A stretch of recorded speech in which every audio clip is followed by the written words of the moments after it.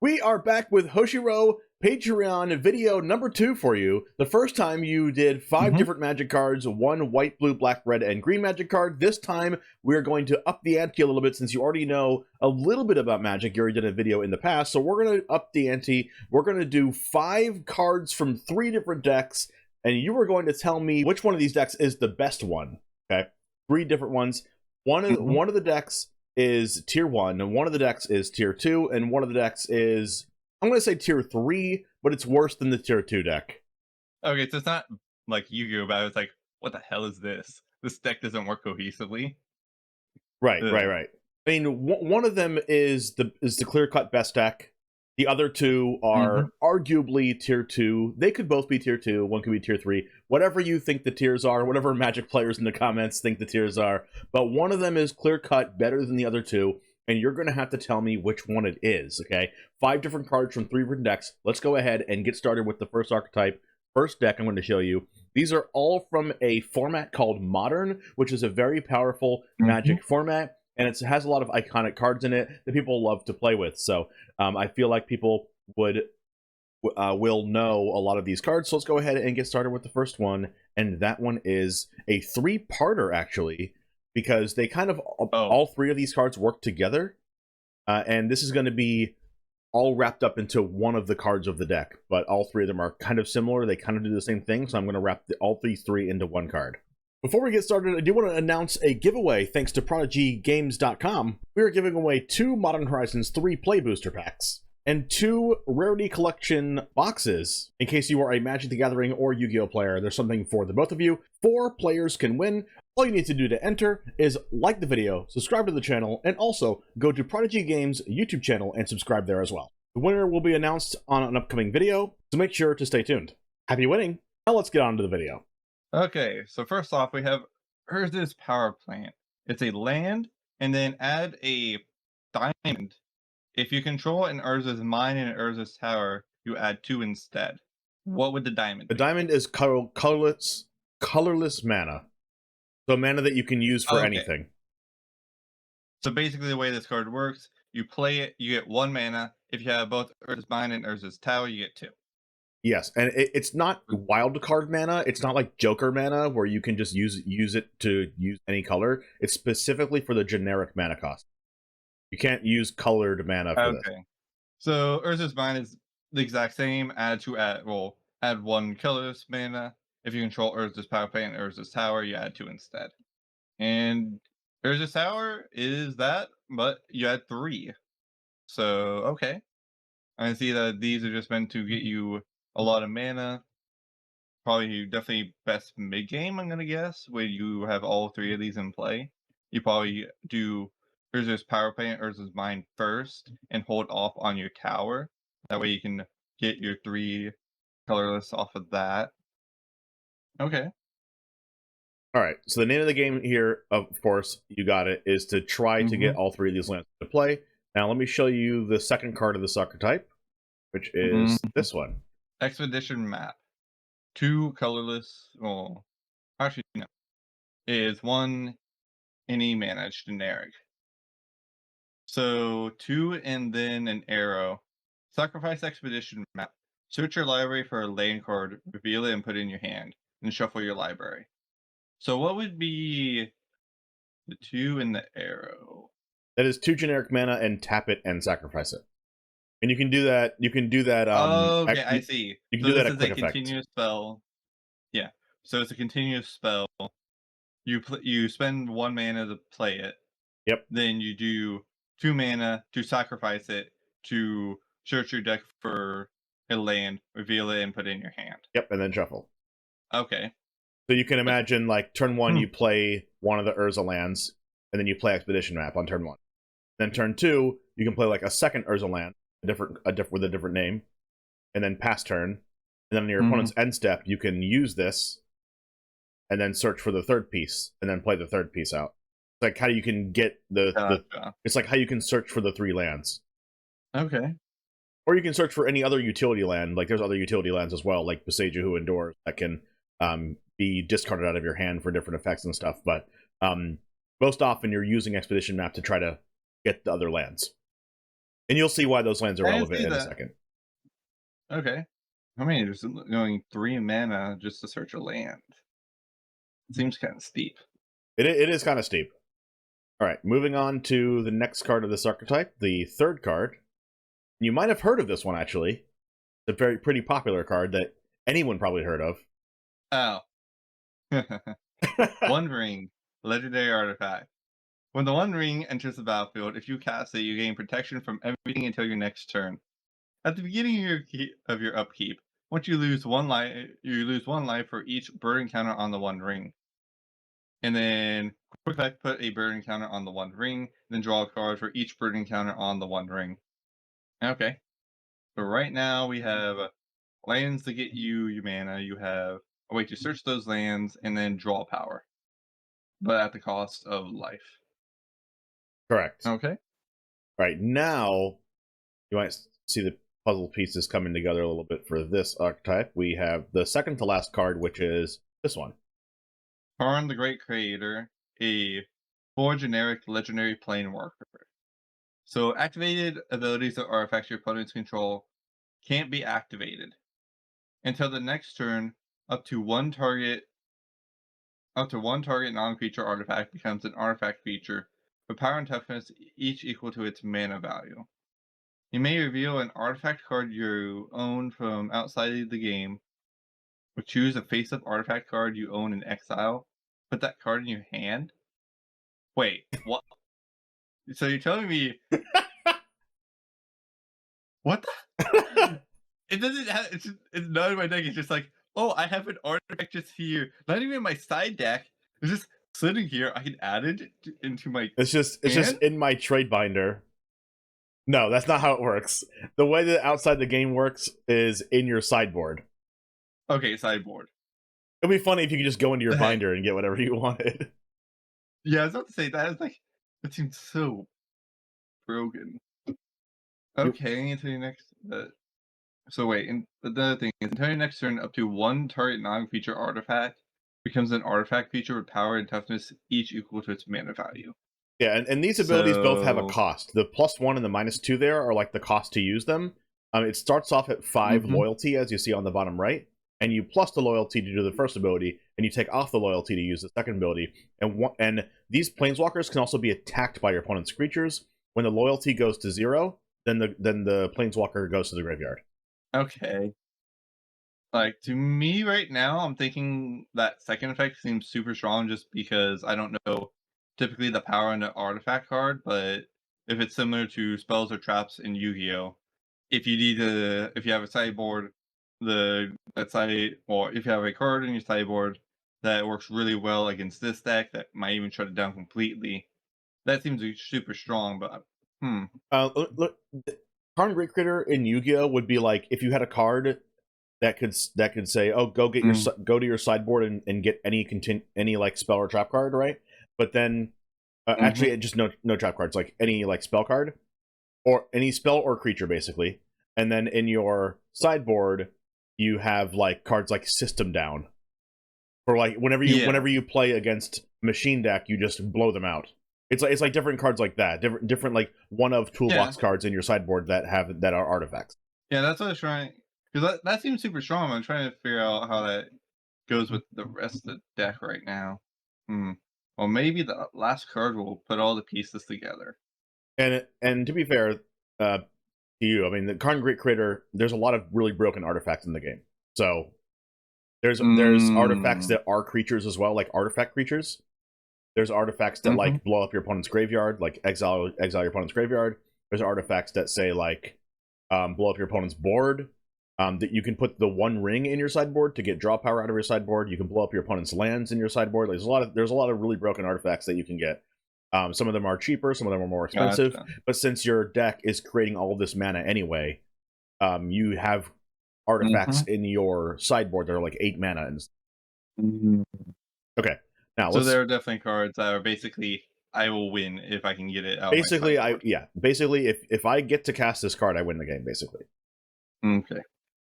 All right, let's go ahead and go to the last card in this archetype. And this card is absolutely bananas when you read it. Okay. Ulamog, Deceases Hunger.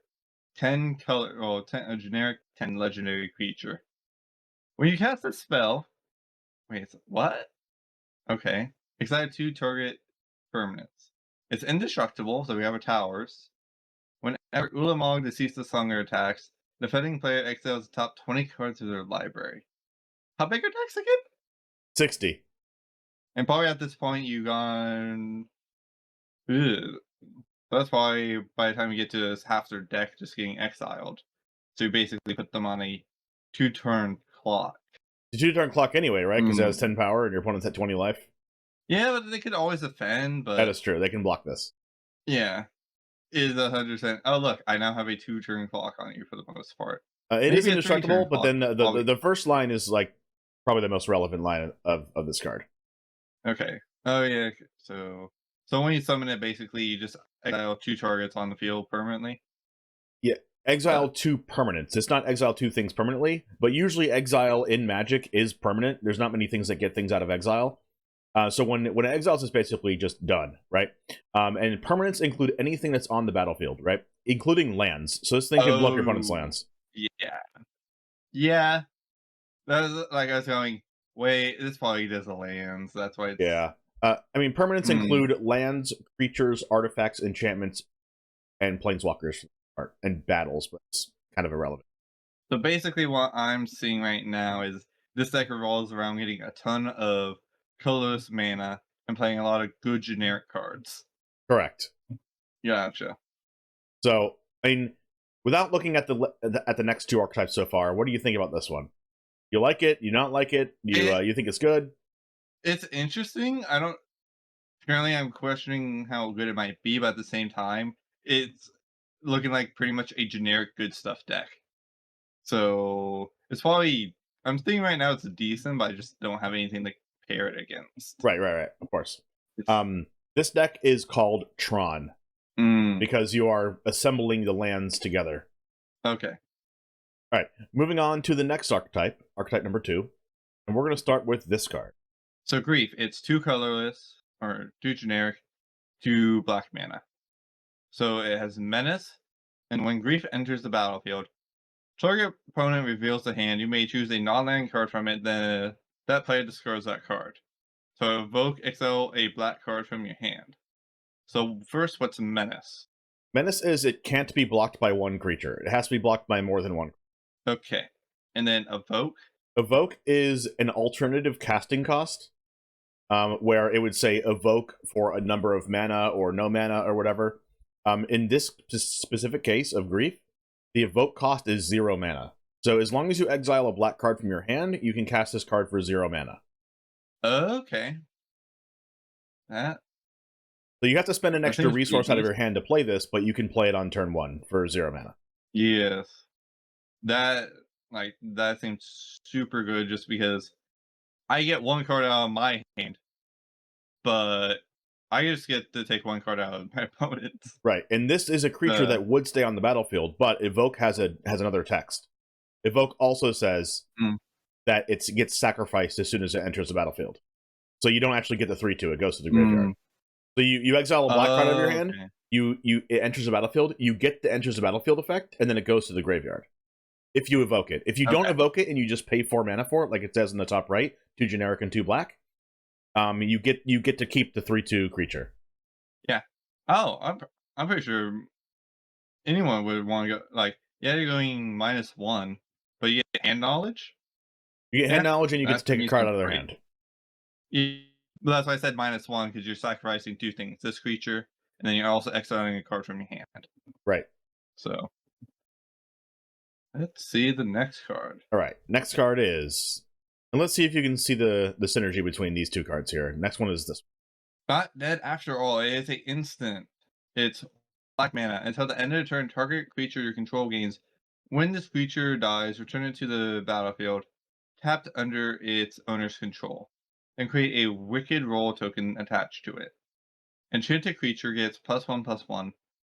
When this aura is put into a graveyard, each opponent loses 1 life. Yeah, the Wicked Roll is an aura that gives it +1/+1, and when the aura leaves the battlefield, or the creature leaves the battlefield, right, the aura would go to the graveyard. and then they would lose 1 life. Okay. Okay, I'm seeing. So just make sure I have this correct. So you play this at instance.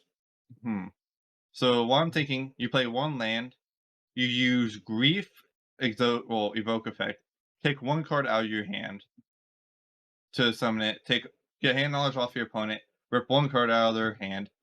Before evoke ends the stack, you play Not Dead After All, using that 1 black mana you paid or you already put to make it where instead of going to the graveyard, Grief goes back to your hand, resummons itself, and you get to rip another card. It doesn't go back to your hand, but yes, it does resummon itself, and you do get to rip another card, yes. Yes. And since it was not evoked anymore, since it came out of the graveyard, it doesn't get sacrificed anymore. You keep it. So you keep it, and it has +1/+1, so it's a 4/3 with Menace. Yeah, that seems incredibly strong. I'm so happy that you got this energy, like, immediately. It's so cool. Yeah, because I'm like, I was instantly like, oh wait, and now I can see it. Yep. So yeah, super happy that you saw that. TCG players and creating hand rip loops. Yeah, yeah. TCG players creating hand rip loops the deck. All right, that's the first 2 cards. Where you can see that can be really strong, right? You take your opponent's 2 best cards, and then you have a 4/3 that your opponent now has to go. Because I'm trying to remember how many cards you start with. Is it like 7? Start with 7. Okay, and of course, if you mulligan, you lose 1 each time you mulligan, right? Right. You have to put 1 at the bottom. Yeah. Gotcha. So technically, you are exiling a black card out of your hand and using a black card out of your hand, like Not Dead After All. So you're 2 for 2ing your opponent, basically. But you have a 4/3 in play, so you're really +1ing here. Not to mention the hand knowledge is. Oh gosh. Yep. That's pretty good. Yep. Moving on to the 3rd card of the deck. So, Dathi Voidwalker. If a card would be put into opponent's graveyard from anywhere, instead exile it with a void counter on it. And then quick effect, sacrifice Voidwalker. Choose an exile card an opponent owns with a void counter on it. You may play it this turn without paying its mana cost. He's basically Dark Law, and he also gets to sacrifice himself to get 1 of those cards back. Yes, he is a Dark Law. Yep. And if you want to get a card back that got exiled with Dark Law, you can send Dark Law to the graveyard for cost to like cast 1 to play 1 of their cards, basically. Yeah, that seems incredibly strong. Oh, your deck relies on the graveyard? Yeah, exactly. Yeah, your deck relies on the graveyard. Well, it doesn't anymore. So that's another card of this archetype that's pretty good. And Shadow means that it can't be blocked, or it also can't block creatures with unless it's creatures with Shadow. Oh, I didn't even read that. That part doesn't really matter. It can't be blocked, so that's pretty good. Attacked, yeah, but it's more the situation of unless it said this target can't be attacked, that would be problematic. Oh well, you can't attack. You can't attack different creatures in Magic. You have to attack planeswalkers, battles, or your opponent. Oh, huh. Yeah. So the only way that you're going to kill this is with another creature with Shadow, which the only really relevant one is another copy of Dathi Voidwalker or removal spell. Yeah. I'm sorry, which one's the good deck? All right, let's go ahead and go on to the next card in this archetype, and there's 2 more. Second to last one is this one.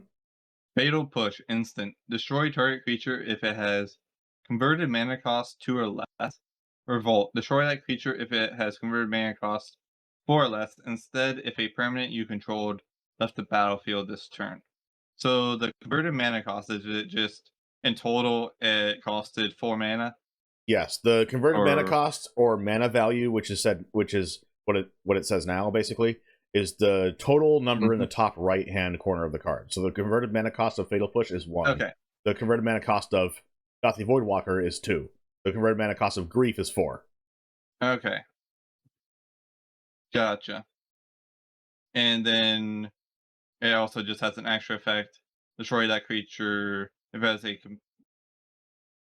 Okay. Yeah, so you can basically kill a tiny creature if you don't have Revolt, but if you have Revolt, like if a permanent you control left the battlefield this turn, you can kill something with mana value 4 or less. So yeah, this card is a pretty decent card. It's just a removal spell that I chose because this deck plays, you know, some removal spells, and it's like a mid-range deck.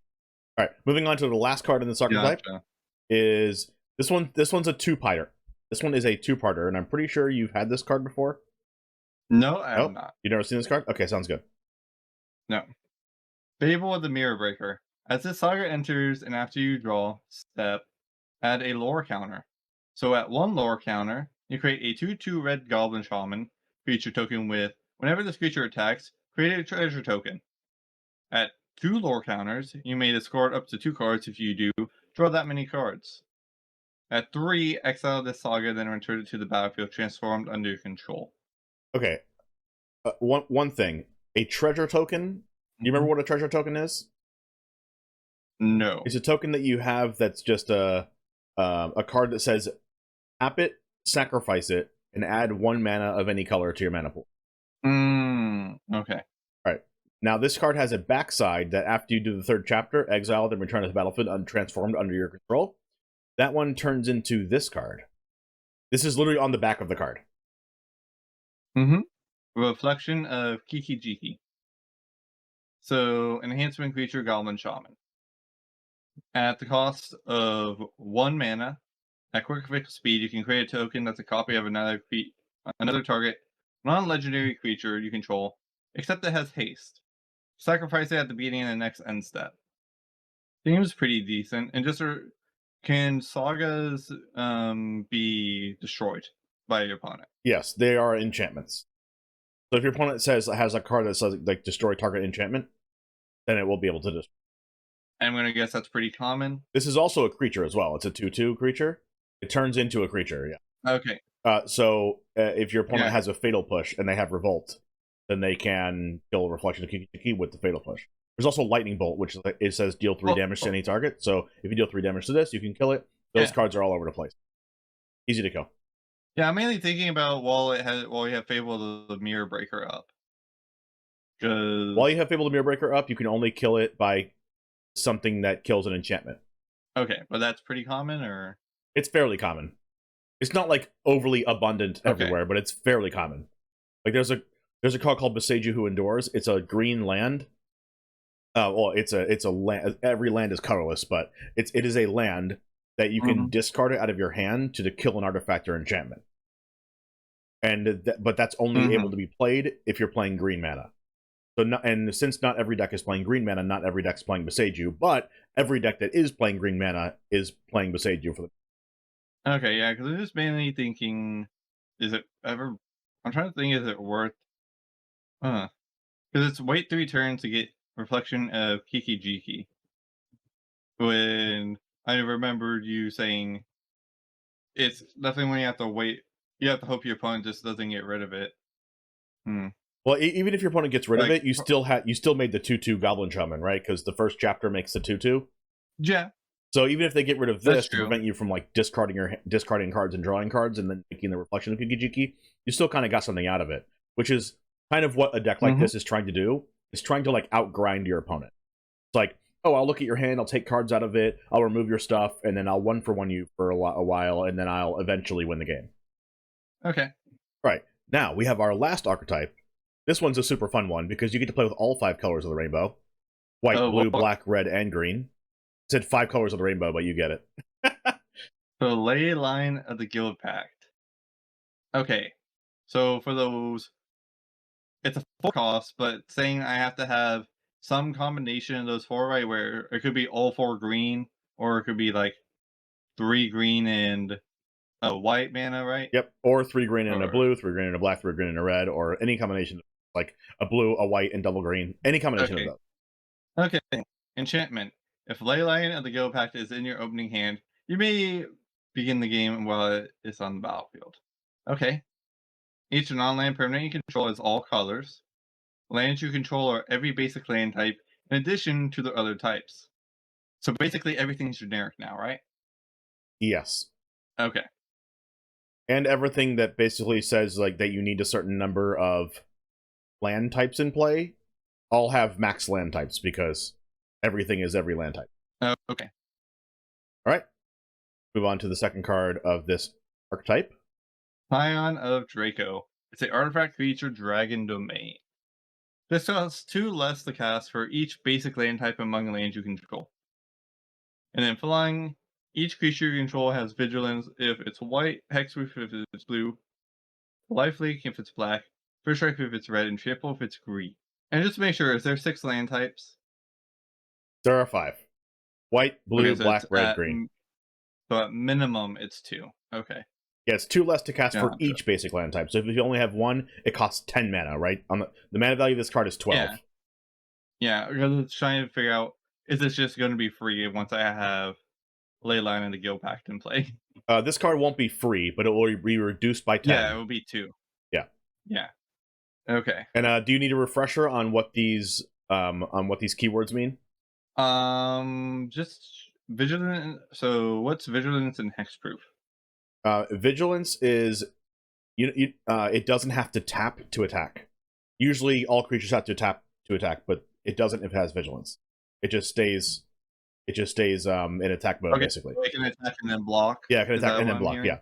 Hexproof is it cannot be targeted by your opponent. Okay, and then lifelink. I'm gonna guess that if this card is destroyed by a monster, it takes the monster with it, or no, actually, that would be Death Touch. Lifelink. Well, not. It's a variation of Death Touch, but lifelink is whatever damage this creature does to a creature or an opponent or a planeswalker or a battle, you gain that much life. Okay. First strike is it strikes first. So if you attack with Scion of Draco and your opponent can block this with like a 4-power creature to try to kill it, but their creature doesn't have first strike, you will kill their creature and their creature will not kill yours. So it breaks the tie, basically. Yep. And then trample is I did remember that. Basically the same thing as you attacking over an attack position monster in Yu-Gi-Oh. The trample goes over to their left. It's just piercing. Yeah. Mm-hmm. So if you have Layline and the Guild Pact in play, you get all of that. And this creature also has flying. Yes. And it's not just this creature that gets it, it's every creature you control gets it. Yes. That's what I was like. If this card was free with Layline and the Guild Pact in play, I was like, oh boy. Right. It is 2 mana. So let's go ahead and go on to the third card of this archetype. Mm-hmm. And this card is also in the Not Dead After All Grief deck, but I'm going to show you in this one as well. This card is also in the Grief deck, but it's also in this one too. So I'm just going to show you this here because I didn't want to show you this card twice. So Ragavan Nimble Pilfer. Legendary creature. Whenever Ragavan Nimble Pilfer deals combat damage to a player, create a treasure token and exile the top card of that player's library. Until end of the turn, you may cast that card. And then dash 1 colorless, 1 red. You may cast a spell for its dash cost. If you do, it gains haste, and it's returned from the battlefield to its owner hand at the beginning of the next end step. Okay. So basically, if you pay 1, I'm guessing if you pay 1 more mana, it sort of acts like Neospatian Grand Mole, where you get to attack and then it just bounces back to your hand. Yep. Okay. And then you get to make a treasure token, which, if it connects with your opponent, you get to make a treasure token, which can tap to add a mana of any color, and you exile the top card of their library. And if it's not a land, then you can cast it. You can cast their card, basically. And that's going to include, of course, creatures, spells, and stuff. Yep, literally anything that's not a land. But you do have to have the mana for it, which is why this makes treasures. You have to have the right colors of mana to cast it. That's one thing I was about to say. I don't think this said can remove costs from it. Yeah, no, it doesn't. You do have to have the right colors to cast their card, but it makes a treasure, so it kind of helps to cast their cards. Okay. All right. Interesting. There's also another card in this archetype, and that is this one. Territorial Kavu. Domain. Territorial Kavu's power and toughness are each equal to the number of basic land types among lands you control. Whenever Territorial Kavu attacks, choose 1. You discard a card if you do draw a card, or exile up to 1 target from a graveyard. It has star. Wait. Domain. Oh, okay.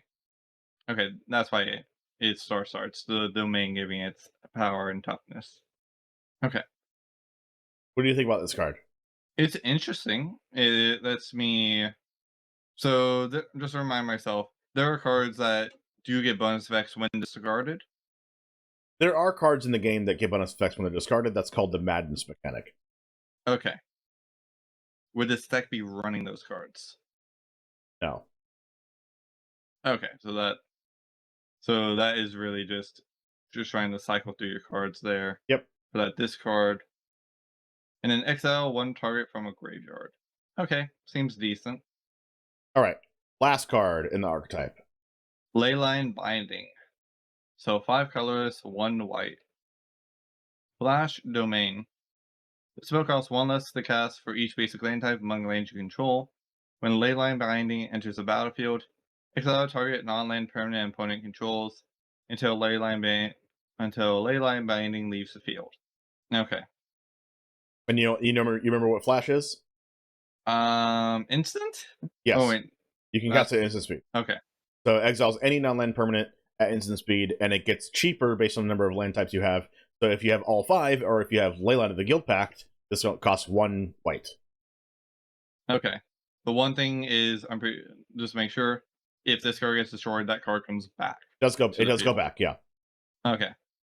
And there's also a little bit of, I want to show you a little bit of a bonus card for this archetype as well, because I just thought of this card last second, so 1 second. And it will give you a little bit more context about this deck. And this card is a fun one, so I figured I have to show you this one. Tribal Flame Sorcery. 1 colorless, 1 red. Domain. Tribal Flames deals X damage to its target creature or player, where X is the number of basic land types among lands you control. Okay, so it's just a burn spell. Yep. Basically, 5 damage to anything. So right now, I'm thinking this is kind of a how to put it. It seems to me like this last one is like more of a jokier deck, just because you need to draw Leyline of the Guild Pact, and right now I don't see a way to search it out. There are also a lot of lands that just give you basic land types, so you don't like really need Leyline of the Guild Pact. You could just like search for the lands with like the fetch lands. Have you ever heard of fetch lands before? No.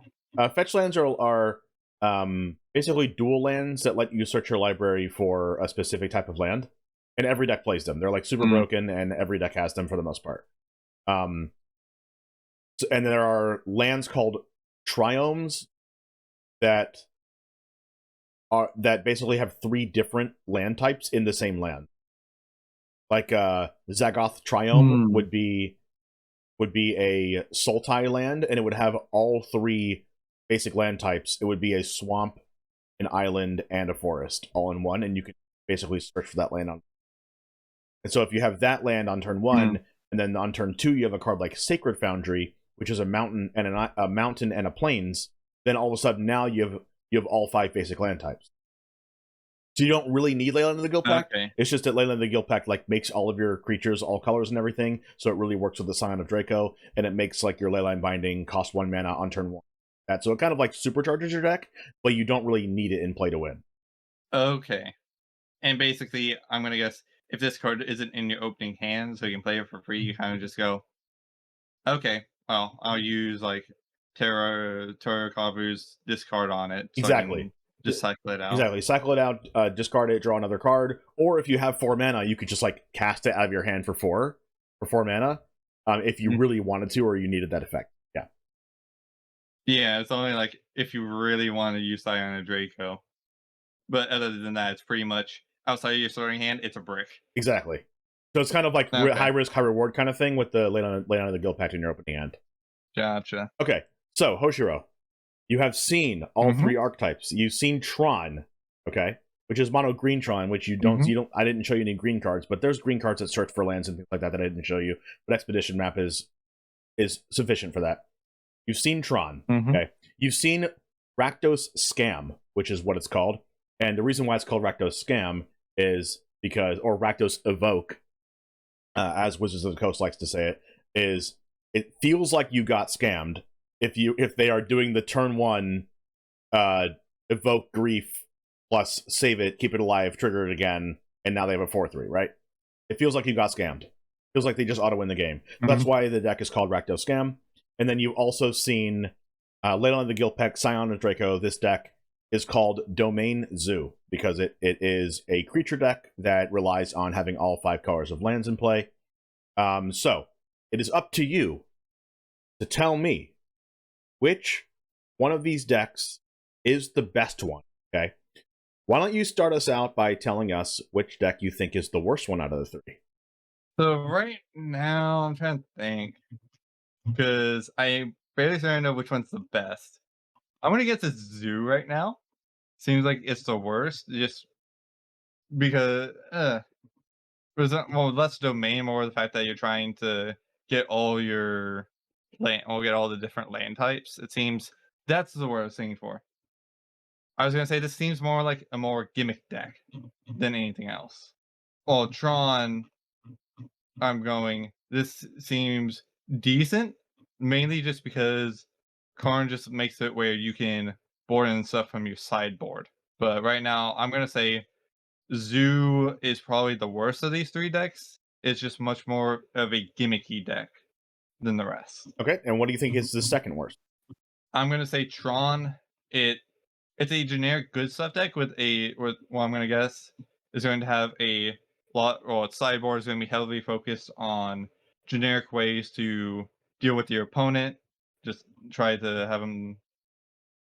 It basically seemingly revolves around Karn, and if you can't get Karn, you don't really have a game plan. Like, you also have Ulamog, but that's also gonna that's probably more mid game, and it does put a timer on your opponent. But it's indestructible. Yeah, I'm gonna say right now, I'm feeling like Tron. It's probably the second best of these. While Scam to me feels like the best, just because you have it doesn't seem wholly reliant on a few cards. So you have, of course, the Scam play of Grief Not Dead. After all, you get rip 2 cards off your opponent at the start of the game. You also have Dark Law and Voidwalker to make it where any graveyard deck doesn't, well, just isn't able to play the game unless they can get rid of him. And then you just are running decent spells on top of that. But I'm, I feel like I'm not explaining it well, if anything. No, you are. But You I are. feel You're like good. that's right. You're explaining Yeah. things well, but I must tell you, this is going to be a surprise to you. But Zoo is the best deck out of all these 3. Okay. Okay. I'm really going. This to me sounded like a gimmick with the guild pack. Oh, you're using guild pack, it makes everything the same color. Yes. Yeah, you So also I have have those to- lands that make you multiple. Right. I mean, I had to hold it in and saying, okay, don't make a facial expression. Poker face, James. Poker face. The reason why this deck is so good is that it provides one of the fastest clocks in the game as far as how big your creatures are. Territorial Kavu is a 5/5 on turn 2, which is like really, really hard to deal with, especially since most of the removal in the format is like Lightning Bolt, which deals 3 damage. Yeah, there's Fatal Push that I showed you that kills the Kavu, and that's pretty good. There's also Layline Binding, which kills the Kavu, which is pretty good. But the combination of Layline and the Guild Pact plus Ragavan, plus there's another card I didn't show you called Wild Nacatl, which is like a 1-mana 3/3. This deck is very, very, very strong as far as how fast it can kill your opponent. It does play some number of counter spells as well, called Stubborn Denial, which I didn't show you, but you can counter your opponent's spells. You can basically do a lot of things, a lot of different variety of things, like counter your opponent's spells, burn your opponent, use Tribal Flames, use Lightning Bolt to burn your opponent. Also, it does a really good job of almost killing your opponent, and then your opponent kind of trying to stabilize the board and killing the creatures, and then they just get burned by Tribal Flames for like the last points of damage, or get burned by Lightning Bolt for the last points of damage. So this deck is very, very strong, and people are actually calling for maybe Scion of Draco or Land of the Guild Pact to get banned. People actually want one of the cards to get banned, because Scion of Draco plus Land of the Guild Pact, if you open that card and then turn 2 have Scion of Draco, your opponent basically cannot out it, and the game's like almost over at that point. Because all your cards FX proof, your opponent can't target them at all, and your cards have Vigilance and First Strike and Trample and Lifelink, so your opponent can like almost never win the game from that point. So it has like the cheese win, which is Layline of the Guild Pact into turn 2 Sign of Draco, but it can also win the game outright very handily without drawing those cards. So it's less of a gimmick and more of just a good deck. Yeah, because I was going, it seems they're like, yeah, those two, I was mainly thinking, yeah, those two cards are strong, but at the same time, if you have to draw those every game, the deck's not going to be entirely consistent. Right. The one thing I also was like, for some reason, I was like, Ragavan Nimble before, I was thinking about it more, just now, I was like, wait, because this deck runs all land types, it's a lot better than what I originally was thinking. Right, exactly. Because you can just play any of the spells. Exactly. So gotcha. So that's why it's one of the best decks. And Ratos Scam and Tron are like in the same level of being good. If you wanted to tell me that Tron was better than Scam or Scam was better than Tron, it is basically a toss-up. Like, Tron and Scam actually used to be the two of the top decks before Layline of the Guild Pact came out. And Layline of the Guild Pact basically just came out. Okay. So I think it was either Worlds or a Pro Tour or something like that, but it was Scam against Tron in the finals. So these are all three really good decks. So, I mean, honestly, it's really hard to evaluate. This is probably a little bit mean to give you these three decks, but I figured they were more of a variety of decks, and it would be a little bit hard for you since you've already done a Magic video, so I had to make it a little bit harder for you. But anyway, thank you once again for Hoshiroe for coming on the show. I didn't say this until now, but this is the second video you've done because you're a Patreon patron and you get one video a month. So if you'd also like to be on the show and you're watching from the audience, check out the Patreon. The link is down in the description below. Also, you can get 7% off of literally anything in the store at Prodigy Games. It's my new sponsor of the channel, so make sure you check that out. If you want any of the new set, any sealed product of literally anything in the store that they sell, go ahead and check that out. You get 7% off of literally everything. Anyway, thank you once again for hanging out with me, Hoshiroe, for doing this show. Looking forward to having you back on again next month as well, and I'll see you next time.